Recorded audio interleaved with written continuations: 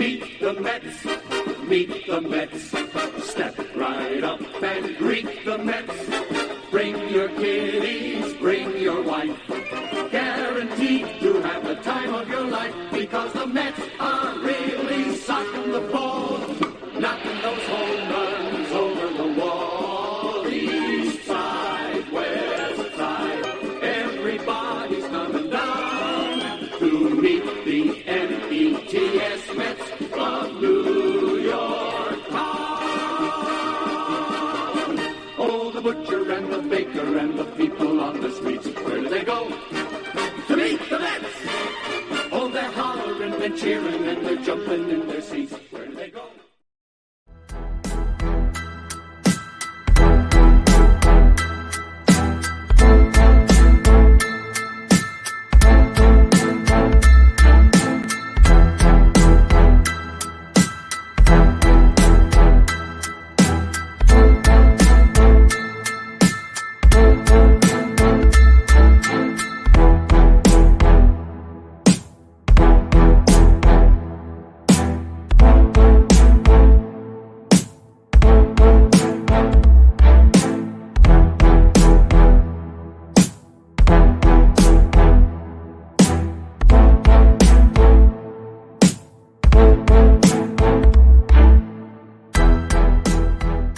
You are now watching the Amazin Mets PreGame Show with your hosts, Rob and CP. Let's go Mets! Let's go Mets! Let's go Mets! Let's go Mets! What's up, Mets fans? Welcome back to the Amazin Mets PreGame Show with your man Rob. How is everybody doing today? I am running solo on the pregame, but don't worry. You're going to have multiple opportunities to see all of us today later tonight, and we'll get to that in a little bit. But our New York Mets are going for the sweep of the San Diego Padres, 2 games back of a wild card, playing their best baseball since their, 12 out of 15 stretch, right? They're 10-4 in their last 14, 8-2 in their last 10, playing good, finding ways to win. It's not just the bats. It's not just the arms. It's not just the pitching. It is a combination of every day. One day it's the offense. One day it's the pitching that wins you a ball game. And that's a sign of a team that's coming together. I'm not going to say a very good team because I don't think they're there yet. But they're a team that's coming together. And I like to see that. And winning by different ways are showing signs of a good team. Hopefully they get up there a little bit more and they get closer to 500. And then we'll really be talking about wild card and talking about the deadline. Maybe we're not necessarily big buyers, but maybe we'll get a bullpen arm here. Maybe we'll get a back end of the rotation starter, something like that. And maybe a couple of additions by subtractions, and then we'll be ready to go. Tim, how you doing, buddy? Yes. It's a combination of everything besides Alonso. Carlos, Brad, how you guys doing? And yeah, absolutely, guys. And you got to understand, right? We all want Pete Alonso to start raking, right? Because if he starts raking along with JD Martinez, that middle of the lineup is dangerous as hell. And that's where I would love to see Pete Alonso get going, right? I don't want to see Pete Alonso get going once JD Martinez cools off, right? Because that kind of hurts the middle of your lineup again, right? Right now, I don't even know why a team is pitching to JD Martinez. I'm walking Martinez to get to Pete Alonso. That's how bad he's been. And yes, Frank, absolutely. Happy Father's Day to all the fathers out there. I know a lot of fathers get a lot of flack over, Father's Day isn't as big as Mother's Day, but it is. So to all the fathers out there, happy Father's Day, and hopefully you get a Mets victory on Father's Day. And we got Tyler McGill on the mound today. Right? It's a guy that he hasn't been walking as many batters. He seems like his control is a lot better. And listen, we got a tough matchup with Dylan Cease today, right? It's not going to be easy. I predicted a low-scoring game, but the Mets are going to be in the game. Like, it's either going to be a high-scoring game or a low-scoring game. The Mets are going to be right there to win that ball game. It's just a matter of how they're going to get it done. And you got to put the foot on their throat. Got to put the foot on their throat. It's just that simple today. That's what we got to do if you're playing with not a lot of margin for error because they put themselves behind the 8 ball, and they can't lose that many games. It's just a fact. So yesterday they won 5-1. Nice victory for the Mets. JD Martinez, 2 home runs, 3 RBIs, looking one of the best players right now on this team.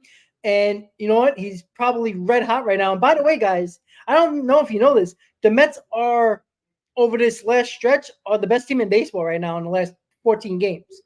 They have the best record in the last 14 games. That's right. Better than the Dodgers, better than the Yankees, better than the Phillies. The Mets actually are the hottest team in baseball right now. And that feels somewhat good because listen, we talked about this team. This team could have been dead and buried. May could have buried this team. This team could have been worrying about where their next team is going to be. And that's a fact, guys. But you know what? They came back. They had that meeting. By the way, they're 10-4 since the meeting. So that's clearly the meeting. Whatever happened in that meeting, it seemed to work. Again, I don't think that's the end-all, be-all, but it clearly made people accountable more. And you heard, what was it, on yesterday's broadcast, Gary Cohen was talking about it, that when the games are happening, or after the games, a lot of the guys used to be on their phones, used to be on their own. And now, what are they doing? They're talking about today's game. They're talking about matchups. They're talking about everything that happened during the game. And that brings camaraderie. That brings chemistry. Instead of being on your phones, in different parts of the clubhouse, not really worrying about the game or talking about the game. And I think that can bring a team together, right? This is not the most talented team in the world, but they're talented enough to be better than what they showed this year. And you can't have 2 stretches of 12 out of 15 and now 10 out of your last 14 and telling me that you're a bad team. You don't have the bad teams don't have big stretches like that. That's over a 2-week span now. Over 3 months of a season. They're actually having a season that is kind of weird, right? Because good teams win 12 out of 15, 10 out of 14 in a 3-month span, right? That seems like a team, right? If I told you a team, not naming the Mets, and I say this team went on a 12-15 streak, 12 wins out of 15 in April, and they're 10 and they won 10 out of their last 14 in May and June. You would have been like, oh, this team's pretty good, right? If it wasn't for a terrible May, again, this is another thing that always kills me about this team. They don't just have a so-so May or so-so month. They have a bad month, a complete meltdown month, and it completely destroys their season. Luckily for the Mets, they started to play better at the end of May and taking it into the first couple of weeks in June. So I think the best thing for this team to keep on doing is making sure you keep yourselves accountable, look yourselves in the mirror, right? Continue to do what you're doing after games because it's clearly working. This camaraderie, this chemistry, right? I don't think they're all friends, but you don't need to be best friends to be teammates. You got to be a good teammate. You got to be there for your teammate, for your guys. And I think they're starting to come around to that, realizing that we don't have to like each other outside of work, right? I know a lot of us have jobs, right? When you're at work, you don't like everybody, but you know what? You have to deal with people, right? A lot of these people are not moving. They're not going anywhere. So you're going to have to learn to live with it. In sports terms, yes, the next day somebody could be gone, but for the most part, you're with these guys almost every single day throughout the summer months, spring and summer months. You're with they're basically your family because you see them more than your actual real family. So it's important to get that chemistry, that camaraderie there. And clearly that meeting and that accountability meeting has done wonders to this team. And again, we don't know what was said, right? There could have been a lot of fighting, a lot of arguing back and forth, but it aired out everything. And I think there was too much tension in the clubhouse. I think everybody was in their own separate corners. And even though they didn't like that guy on the other side of the corner, they didn't really voice their opinions. They just let it go. I think voicing your opinions and letting people know how you actually feel goes a long way, not just for yourself, but for your teammates as well, right? Again, you don't have to be friends, but you have to be good teammates because every single day you're walking into that clubhouse seeing that person, that player every single day. Yeah, oh, good, exactly. They started 0-5. Then they went on that 12 out of 15 stretch, right? Then they struggled, and then they're going on a 10 out of 14 stretch now. So, again, bad teams don't have those type of stretches. Look at the bad teams in baseball, right? You can consider the Mets one of the bad teams, but are they really a bad team? I don't know. Maybe they're right around the rest of the National League that are in them wild card race. They're a little bit under 500. I would consider a 500 team, just like almost all of the National League is, except for maybe 4 teams. So we have to keep on understanding here that having these 2 stretches in 3 months shows you that this team is not as bad as they played. Right? They have to prove it, but we know Alonso is not playing to the back of his baseball card. We know Brandon Nimmo is not playing to the back of his baseball card. Even Francisco Lindor is not there yet playing in the back of his baseball card. You got Marte doing what he needs to do. McNeil's not playing to the back of his baseball card. Bader's doing better than expected, right? Marte, I don't think anybody expected him to be this good with the bat.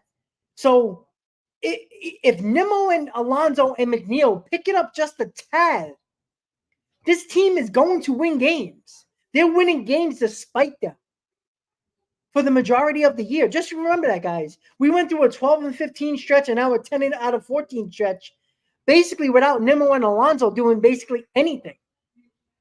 That's huge. That is absolutely huge. So we have to understand something here, guys. This team has a lot more in them. And a lot of us might not believe that, but it's a fact. The same people that fight with me with Alonso, I know there's more in Alonso than what he's showing right now, right? He should be showing more power. I don't, the average at this point, I think he is going to be a 230 hitter the rest of his career, 220, 230 hitter. I don't think he's going to be that 250 career hitter that he was the first couple of seasons. I don't think he is. They're pitching him a lot differently, and he's swinging at a lot more pitches that he shouldn't be. So he's going to hit a lot of mistakes, but that power needs to be more consistent. You can't go, the last 10 games without a home run? You can't do that. You can't be almighty Pete Alonso and not hit balls over the wall. Your job is to hit balls over the wall. You don't do anything else well enough to tell me that you're anything but a power hitter. Be a power hitter. If you have to bat 210 but hit a couple more balls over the wall, do it. Because that's what you're there for. JD Martinez is a gap-to-gap hitter that hits balls over the wall. Look at the RBIs for JD Martinez, who didn't start until almost the end of April, excuse me. And he has almost as many RBIs as Alonso and Lindor. That's what you got to understand with Pete Alonso and Francisco Lindor, right? These guys, look, Lindor's at the leadoff spot now, so his RBIs are going to take a hit. So everybody, I guarantee you, after the season is over, Lindor, if he stays in a leadoff spot the rest of the season, is probably going to have around the similar RBIs than Nimmo has had the last couple of seasons, around 70 to 80 RBIs. Because in a leadoff spot, you don't get that many opportunities, especially with the bottom of the order, most of the time not being on base for the leadoff man. So you have to really pay attention why I keep on saying this team is not as bad as their record shows. Again, find a bad team that's under 500, that has gone through 2 stretches, winning stretches like the Mets, 12 out of 15, 10 out of 14. I can assure you probably can count on one hand. And it's not a lot of the bad teams. The Padres haven't even done it this year. There's a lot of teams that the Mets are chasing that haven't had 2 stretches like that this year in 3 months. That's a big deal, guys. That's why this team should be better than what they are. Again, all we need is a little bit more from Alonso and Nimmo and McNeil. A little bit more. Because I'm very confident that Lindor, Martinez, Marte, and Bader can hold down this lineup. No problem. To be quite honest with you.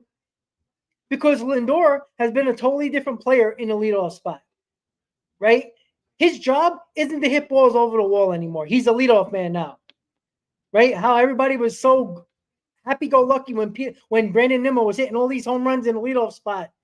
It's nice and all, but there was too many times that Nimmo was hitting solo home runs. Why? Because he's in a leadoff spot, right? I don't need him to hit the home runs. Yeah, every now and then in certain spots, you should be looking to hit that ball over the wall. But I don't want Lindor to think about home runs. I want him to get on base. Why is that? JD Martinez is red hot. Pete Alonso needs to be your RBI guy as well, right? Even Brandon Nimmo in that 2-hole can, work the count a little bit more, take a couple of pitches, let Lindor steal to get in scoring position. So that's what I want to see Lindor do. Lindor's numbers are going to take a hit this year. I want to make this clear to everybody because I know all the Lindor haters are going to pop up at the end of the season and say, oh, look at his numbers. They're terrible.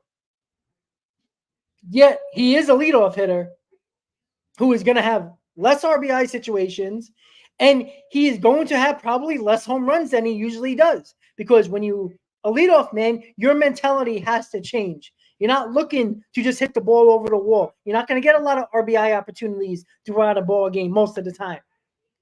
The same reason why Nimmo had 70 to 80 RBIs at the leadoff spot, because you don't get that many opportunities. So Lindor, who I could see hitting between 25 and 30 home runs, is probably going to have less than 25 home runs this year, or just at 25 home runs. So, and he's going to take a big hit with the RBI total. It's just a fact. Being a 90, 100 RBI guy in the leadoff spot, rare. Unless you're a team that likes batting your best player in the leadoff spot, right? And a lot of people I don't want to hear everybody shying away now because everybody thought Pete Alonso was. So we'll see. But right now, we're going to focus on game 70 of the season with Tyler McGill on the mound and Dylan Cease. I want to thank everybody for tuning in right now. Make sure you hit on that like button, and let's root on our boys for a sweep and a 5-1 homestand. I don't think there was a lot of people that believed that the Mets could do that, even with the Marlins and a struggling Padres team. Remember, a lot of people in the chat were saying, oh, the Padres roster is so much better than the Mets. Hogwash. It's crap. Doesn't matter. You don't play the game on paper, you play it on the field. I said what I said about the Padres time and time again. Joe, how you doing? This Padres team is mentally soft just like the Mets. The Mets have bounced back actually a lot more than actually the Padres have. This Padres team has almost 2 steps on the plane already. They can't wait to get out of town. This is a game where you got to really put it to them early in the ball game, because if you score runs early in the ball game, they're gone. They're lost. They're not even going to try to fight. They're going to be right on the plane. They can't wait to get out of there. They're going to be swinging at pitches you wouldn't think they swing at. Look at yesterday. The Mets scored early. No chance for the Padres, right? Lindor makes one good play, and it seemed like all their energy, anything they had left, was just done. You got to get on this team early, 100% early. I think Tyler McGill is going to pitch well today. Again, we don't need a 7-inning, 8-inning Tyler McGill. We don't. Give me 5 innings or 2 or 3 runs, and I'll take that running, because I expect the Mets to be in that ball game. That's what I expect, because they're in almost every game. They're in the game by the 7th inning. They're still in the ball game. So give me 5 innings, 2 or 3 runs, just like we talked about with Jose Quintana, who pitched extremely well yesterday. Give me 5 innings, possibly 6, 2 or 3 runs. And I expect the Mets to be in the ball game with a chance to win between the 7th through 9th inning. That's what I feel. That's what I think. Rays. Yeah, they're on. That's fine. But again, have you looked at the Phillies schedule? They have one of the easiest schedules in baseball. So are we going to talk about that? Like, it doesn't matter. You play who's on your schedule, right? Are you going to take wins away from the Phillies for beating up the Marlins and the Nationals and the Pirates? Are you? No, absolutely not. But the Mets aren't losing. They're actually playing well against good teams, to be quite honest with you, right? Yeah, they lost. They got swept by the Guardians, Rays, Dodgers, and Brewers, right? And 3 out of the 4 lead their division, right? Even the Phillies didn't sweep us. So it really doesn't matter. Yeah, the Orioles. Yeah, well, exactly. Again, look, the same thing when I talk about the Yankees as well. They've had a hard time with good teams as well, right? They couldn't beat the Orioles, right? They've been beaten up on a lot of bad teams all around. The American League is just as bad as the National League. So, and it's very hard to say, well, the Mets aren't beating good teams. There isn't a lot of good teams, right? Besides the Rays, the Brewers, Dodgers, and Guardians are the Brewers and Dodgers are one of the 2 better teams in the National League. Besides the Phillies and the Braves, who are really coming down back to earth. I mean, they're hovering towards 500 very soon if they keep on playing the way they're playing. There's only 5 teams over 500 in the National League, so you're going to be playing a lot of bad teams in the National League. Can't do anything about it. But you know what? The Mets are better than the Marlins. The Mets are better than the Pirates. The Mets are better than the Nationals. I know record-wise they're not, but let's be honest, guys. The Mets are better than the Nationals, right? We talk about the Padres roster being better than the Mets. The Mets roster is better than the Nationals. The record doesn't show it yet, but I can assure you if the Mets keep on playing like this, they're going to jump over the Nationals and a couple other teams in the National League as well. So we'll see how that goes, but the most important thing right here, guys, is today's game, right? Tomorrow doesn't matter. Flying to Texas, the road trip doesn't matter until after the game is over. Hopefully, it's a 5-1 homestand and the Mets sweep the Padres, right? You know what? It was unfortunate that game 1 against the Marlins was a complete disaster, but they found a way to win the next 2 games of the series, win the series. The Mets already won the series, right? 4-2 will feel like a disappointment, but it still isn't a disappointment. So I think we have to understand that as well with excuse me. I'm sorry, I lost my train of thought because I was looking at the comments. If you go 5-1, right, that's 11 out of your last 15. That is a hell of a stretch. That's a 2-week stretch now where you're playing pretty good baseball. Again, and this is with the pitching not being great and the hitting not being great. They have both been just above average, and they're still winning ball games over the last 2 weeks, over the last 15 games. That is a sign of a good team. When you win ball games despite your offense being great or despite your rotation or your bullpen being great. A lot of it has been average or a little bit above average, but they're winning ball games. And they're doing it in so many different ways, guys. And that's the important thing. That's why when I keep on saying, I don't care how you win, just win. Do it. Chris says it all the time. Just win. Right? That's it. It doesn't matter how you do it. If you walk it off in the 9th, great. If you blow out a team, even better.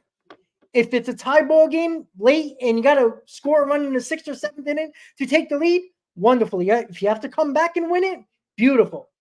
That's all you got to do, guys. Just win the ball game. Doesn't matter how you do it. Doesn't matter how you do it. Daniel, I don't think so. I think that this team's running high right now. I think their momentum is kind of going to push them a little bit more. Again, they can get 1 hit today. And then we'll be talking about, oh, God, here we go. They were kind of, relaxed because they won the series. I don't think that's the case. I think they know they got to win every game here. As many games as possible. Again, we're at 70 games right now. There's only 37 more games until the trade deadline, guys. 37 more games until the trade deadline. That is the end of their season. Right? That could be the end of their season. That's it. I don't care about August 1st. I don't care about September. And I don't care about the last game or 2 in October. July 31st is the last day that matters to the Mets. So they got to play over the next 37 games very good baseball, or maybe even just above average baseball. Because if they get to 500, look at the wild card right now. I'm going to pull it up right now, right? I'm going to pull it up right now. The last time I checked, the Mets were 2 games out of a wild card spot, right? All right, here we go. Wild card, right? 2 games out of a wild card. All righty. St. Louis Cardinals, 34-35, a game under 500. Padres are at 500. If the Mets were 500 right now, they would be the second wild card team. You think anybody would be talking about the record? Absolutely not. Sorry. Fact is, in this next 37 games, can the Mets go 22, get 22, I would say between 22 and 25 wins and be about 10 games over 500 in those last 37 games, give or take? Between 8 and 10 games over 500, that puts them over the 500 mark, probably by a couple of games, if my math's correct. About 3 or 4 games over 500. They would be leading the second wild card by a couple of games, and they wouldn't be too far from the Braves at that point because the Braves are falling apart. The Braves were so far ahead in the first wild card spot. They've been so bad that they've come back down to earth, and teams can actually catch them, especially a Mets team that is going to play them 10 more times this year, 11 more times this year. That's crazy to me. And I'm not saying the Mets are going to get to that point. All I care about is making the playoffs. The third wild card spot is all I care about, guys. And that's what you should care about. Because in the next 37 games is all that matters. August 21st, September 10th, whatever date you want to do after July 31st, it means absolutely nothing. 37 games from June 16th today on a Sunday on Father's Day up until July 31st. Probably a game or two before that. So let's say 35 more games. Because I think this decision is going to be made probably a day or two prior to the deadline. 35 games. Can they go 20-15? Only 5 games over 500. But guess what? 20-15 over the next 35 games. Guess what, guys? That's 2 games over 500. That's a big deal. You're at 500. Game or two over 500. You're right in the mix because nobody has been running away or even have stretches that kind of go past and kind of leave everybody behind. That's what the Mets are trying to avoid, right? They're hoping that didn't happen. It didn't, right? Because the last homestand, I thought there was going to be 1 or 2 teams that just ran away and just started winning, having great stretches and just, leave everybody else behind. But it didn't happen. So the Mets have another opportunity to make a run at this. And 35 more days, 35 more games. That's what's going to matter. 37 until the deadline, around 35 games until probably a decision is made. But if the Mets are in a wild card spot, or if they're 2 games or less from a wild card spot, I don't think the Mets are going to be sellers. Now, they might do addition by subtraction, maybe still trade a Jeff McNeil, maybe still trade an arm to get something back, but they'll probably add a bullpen arm or something like that, maybe even a rotation arm, maybe. So it is what it is at this point. It's a lot of fun right now because the Mets are playing one of the best stretches of baseball since April, right? 10 out of the last 14. They sweep today. It's 11 out of 15. And they're going on the road red hot. They are the best team in baseball over this stretch. They are the hottest team in baseball during this 2-week stretch. You got to continue it. If you can go through the month of June and what are they right now in June? I believe, what are they? They're 10-14. So they're probably 11-16 in June, if I'm not mistaken. Oh, sorry, not 11-16. Woof, that's a lot of games. So in the month of June, right, they're 11-5 in 15 games? 11-5. If they remain 6, 7, 8 games over 500 in the month of June, I'll take that and run. The Mets haven't had a June like that. Even in 2022, it wasn't a great June. But if they have 8-4 in June, thank you, all good. Thank you. 8-4 in June. So they're 8-4 in June. If they can keep that pace of 4 or 5, maybe even I would say closer to 8 to 10 games over 500 in June, mark my words, they'll be in a wild card spot by the end of June. Now, that might mean that July might be a disaster, and we're talking about selling, but it gives us another month of baseball that we care about. So that's why I'm excited, because the team's playing well. Not only a week ago, they were 5.5 games out of a wild card spot, and they weren't playing well. They were playing decent, but not as good as they're playing now, because they're finding ways to win despite any part of their team, offense or pitching, not being great. That's a sign of a good team. So let's see what they do today. Let's hope they get the sweep. That would be 11-5 over their last. I'm sorry, right? 11-4 over the last 15 games. That's what we need today. Step on the Padres' throat, win the ball game, score early, and Tyler McGill, 5 or 6 innings, 2 or 3 runs, and I feel confident the Mets are going to win this ball game. I feel good right now. Met fans, feel good about this team right now. They're playing better. This is what you wanted, right? You wanted them to show heart. I wanted them to show heart. You wanted them to show heart. That's what we have to. This is what we've seen from this team. They showed a side that nobody thought they had. We didn't think they had the mental fortitude and the heart to push through that rough May. But they turned it around right now. Now, there's still a lot to go. They still got to prove more. But they're getting there. We wanted them to prove to us that they show some heart, that they're fighters. Right now, they're fighting right now, and I love it. And today, at 32-37, they win today, they get the sweep. They win today, they have 4 games under 500. They win today. That is 11 wins out of the last 15. And we go on the road to Texas and Chicago.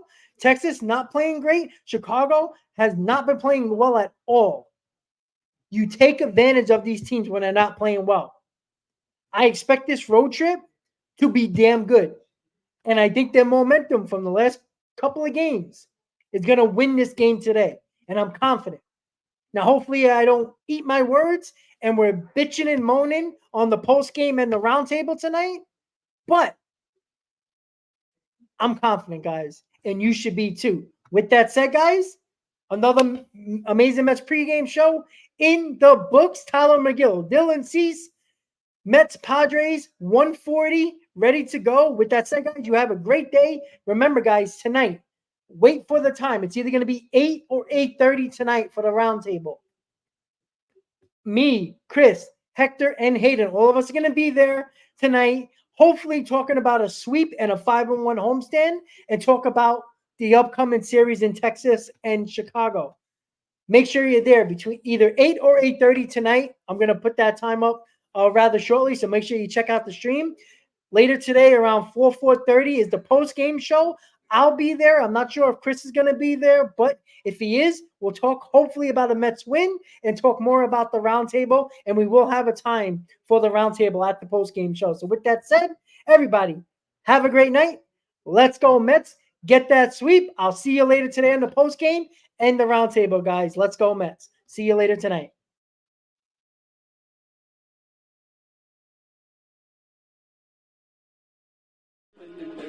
Where do they go? To meet the Mets! All the fans are true to the orange and blue. So hurry up and come on down. 'Cause we got ourselves a ball club, the Mets of New York town. Give 'em a yell! Give 'em a hand! And let 'em know you're rooting in the stand. Come on and meet the Mets. Meet the Mets. Step right up and greet the Mets. Bring your kiddies, bring your wife. Guaranteed to have the time of your